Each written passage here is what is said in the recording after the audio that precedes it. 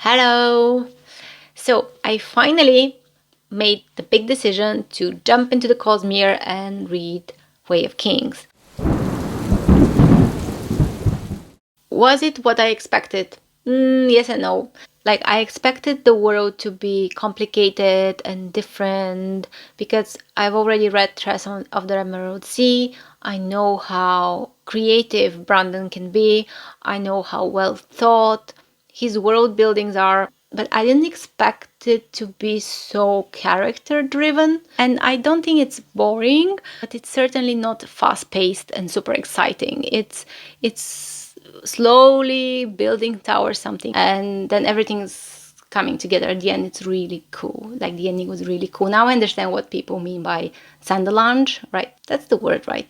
I understood that. That was an experience, okay? The last 200 pages, I just read them, I think, in like one day or something. I was like, I can't put this down. It had the moments that were exciting and emotional, and I was super invested. If the book managed to make me care so much, that's a good book, right?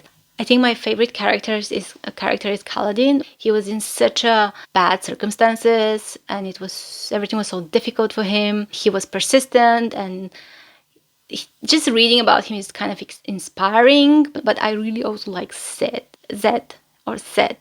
How is it?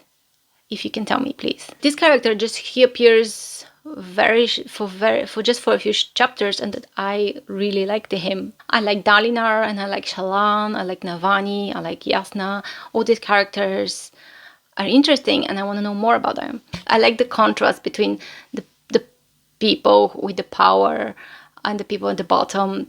I enjoyed the world a lot. I think it was very interesting. The shattered plains, the storms, the library where Shallan was, the whole world that is has different rules, and how these rules affect society. That's kind of interesting. So I was thinking about what is that really impact me about this book.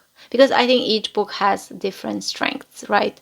And different readers have different expectations and different taste. And for example, somebody might be more impressed by the world building, another might be more impressed about the magic system. I'm personally mostly impressed with stories that can impact me intellectually or emotionally, or preferably both. And I think Way of Kings did both of these things. It made me think about certain things. I related to the struggles of some characters. I reflected on some topics that it discussed. And then there was the emotional moment, like, will Kaladin save Dalinar? I mean, I was sure he would do it, but just the anticipation of it, just to get to that point, I was like, come on, you can't leave him there. You have to do something. And the moment that Bridgefour decided to sacrifice their freedom, kind of, in a way, they decided to do something heroic to save somebody else. This was like such a strong moment. And I feel like recently we have become very cynical. A lot of our stories are kind of cynical. And it's more rare to see people doing heroic things, But what I like about fantasy and epic fantasy is this kind of heroism, these heroes. And they're not heroes because they're stronger than others or because they have the best weapons, but because they do stuff that are kind of really inspiring. They're really heroic, right?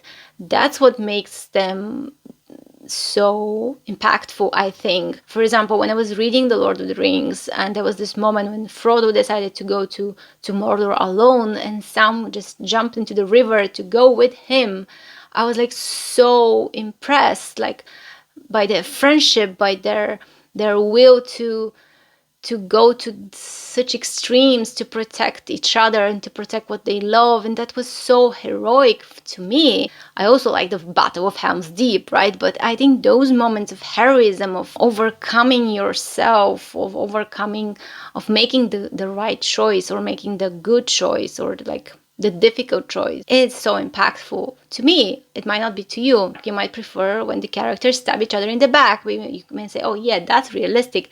That's how I like my fantasy. I like great characters, and I don't mind if they stab each other in the back.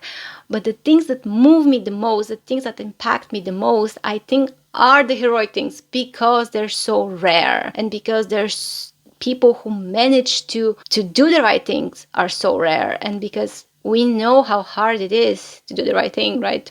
And I think that was the moment that really impacted me in this book. I was looking forward to, is there going to be a moment in this book that's going to really hit me here, right?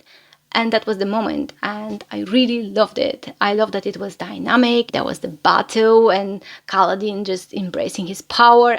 All of this was so cool. I was thinking about like modern cinema, modern Hollywood, that they always have the visual part very well, but they don't hit the emotional beats. Their movies and stories are kind of empty, because you have the visual but didn't have the heart of it. And I think Way of Kings had the visual, had the battle, had the external conflict, but also the internal conflict and the emotional conflict. And when these elements fall together, that's like the greatest moments, right? This is like, wow, this moment is going to be in my head like for a long time. As well, like for example, when Kaladin was left alone to die in the storm, that was also a strong moment. Like how he resisted, how he said, I'm gonna survive, even though he knew he's going to die. No, this whole moment was so like strong. Just finding the will to fight when you feel so desperate, I think that is also a very strong motive. I think that's where a lot of people sympathize with Kaladin. Maybe we admire people like Dalinar, but they're not us. Like normal people wouldn't think, oh, I'm a high prince, I have a great armor.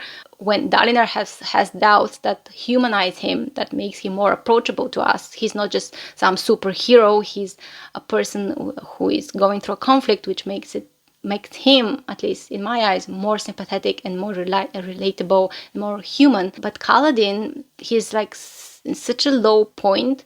I think all of us have been in a low point in our lives, I guess, where we have lost hope. And just finding hope and you decide to fight, that's really inspiring. We live these super comfortable lives, most of us. I mean, I presume if you watch YouTube videos, okay, maybe not, but let's say that most of us live relatively comfortable lives. Unfortunately, not all. Unfortunately, there's still people in this world that are in a very bad position. You know what I mean, right? But there are a lot of people who live comfortably, who live well. Let's say they have a roof over their head, they have a job. Let's say they are not hungry, and yet we all live in this state of anxiety and depression and fear, and we are all very stressed, even if we shouldn't be. Maybe we should be more appreciative with what we have, but we are very stressed, and sometimes we do feel at the bottom, even if we're quite fine. Like, we are not there in the trenches. We are not forced to carry a bridge like Kaladin. We are not in such harsh conditions, but we do feel desperate, and we can feel despair, because this despair, depression, they can hit you even if you're living well. I mean, that's a completely different topic, but what I want to say is that I think this character can speak to a lot of people who might not have been in such a dire circumstances, but they can understand the feeling of despair or hopelessness, or just feeling small and insignificant, or being put in the circumstances you feel like you're just someone's toy and you just have to be thrown around by life or by circumstances. Yeah, this character is super relatable and super sympathetic. You know, we tend to like underdogs more, right? Everybody likes an underdog, and to see the underdog rise, that's cool. And also seeing him struggle so much to rise there, seeing him take a step forward and then failing and then going back. I like that he failed a lot of time. I really like the moment when his grand plan to carry the bridge sideways kind of f***ed everything, and he was punished for it. That was so cool, because it could show his failure and how he actually overcame this. I mean, he has some supernatural powers. Obviously, if it was a normal person, he would be dead. But okay, this is a fantasy. I mean, it's okay for characters to be a little bit special, right? So yeah, there's so much nuance about this story, and I really liked it for that. I really like the characters are so complex. For example, Shallan at the beginning reminded me of Tress, like the typical young heroine going to this different world and discovering new things about herself, and I was like, oh, she's so much like Tress. But then the fact that she has a secret and that she's going to steal and lie and do all these kind of questionable things make her more interesting. Even the conflict about what she wants, like to keep studying, and her duty to her family, that was interesting. I presume she's going to be more shady character than it seems. There was something creepy about her family. So yeah, I really like the characters, and I like that they're heroic and they are making the difficult choices. But they're also not perfect, and they have prejudice towards each other. Like Kaladin hates everyone with light eyes. He has a lot of resentment inside of him. He still doesn't trust Dalinar completely. There is nuance to him. No. None of these characters are perfect. None of these characters are like knights in shining armor, right? I'm also interested about the Parshendi. I feel like there's more to them. I hope there is more to them. I hope there is more nuance to who they are and what they're gonna do and so on. I really like the comment, for example, that Kaladin did about Dalinar, who is like, oh, he thinks he's so good because he just waits, but it's the death of our people that opens the way for him. I really like this kind of double perspective. Also, Szeth, who is like, oh, I don't want to do this. This is terrible. They make me do it. But you can stop. But how religious, how fanatic he is to believe that he is, like, he so much believes in his punishment that he's ready to do those horrible things that he doesn't like. I mean, that's very... I really like Szeth because of this. I really like him because his conflict is so juicy. I mean, so interesting. Like, you can tell that he doesn't want to kill people, but nobody actually forces him to do it, but his own belief that he has to do it because he has to serve. Like, what has he done? What is his religion? Why wouldn't he stop? Like, he's so conflicted character. I just really want to know more about him. He's like one of my favorite characters in this book, and I barely know anything about him. Adolin was less favorite of mine at the beginning. I mean, I understand that he was worried about his father, but it felt a bit like, oh, I want my father to be this great person that I'm proud of. It felt a bit selfish to me. Like, if your father has a problem, shouldn't you be more, I don't know, nicer to him, you know? I mean, I felt like he should have more sympathy for his father. Instead, he just wanted his father to be what he needed him to be. But then I saw Adolin in more positive light towards the end. The oldest trick in the universe, like when he stood up for this woman on the street, that worked. That made me like him more because I could tell that he protects the weak, which always makes me like somebody, you know. Yeah, I have a lot of thoughts like that about random things, about the characters, about their moments of highs and moments of lows. I like the discussions about journey before destination. I like these topics. These topics can be discussed a lot about, is it important what you achieve or how you achieve it? This is a very interesting topic. I mean, it's not the first time this topic has been brought up. I mean, it's one of those basic topics, like if you want to do good but you use bad means, is it okay? Is it not? I love moral conflicts so much. That's why this book was so appealing to me. I'm looking forward to the next book, and I'm excited to enter to this world. I think there's so much more to discover there.